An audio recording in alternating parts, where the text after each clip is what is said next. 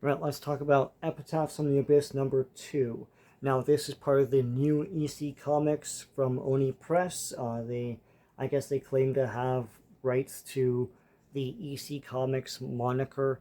And so they've been making comics like horror anthology comics with the EC Comics logo, but with new titles. So this is Epitaphs from the Abyss. The other one was Cruel World, and there's new ones coming out as well. And the Cruel World one, I think it was what it was called. That was more like the strange science fiction type tales.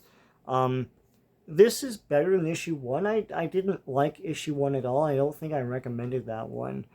This is a mild recommend. Um, it's three stories this time, as opposed to like the five or so of the first issue.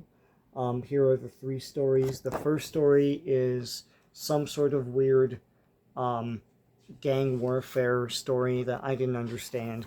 Call me stupid. The second story is like a zombie tale. It's very weird and sad zombie tale. And the third story, Sounds and Haptics, is written by Jason Aaron, and it's more of a parable about and a fable about, basically don't play on your phone while driving, basically. Um, okay stuff. I mean, the stories are getting on the right track, straying a bit away from the political finger wagging of the first issue that I didn't like. The art is still not the EC art, but I guess that's never going to happen. It's funny, this cover, two things about this. One, it's great art, and this art is not in the comic. Number two, this story is not in the comic either. um, it is in the beginning where, so they have this guy called the Gravedigger, which is their crypt keeper, and he tells the stories. In the first page, he's telling you, well, the three stories are going to be, and there's the little ghouls here, and that's it. That you never see them again. Um, Look, if you're itching and hankering for a horror anthology comic, then yeah, check out Epitaphs from the Abyss. Start with issue two. I didn't like issue one, but you might like that as well. It's the same.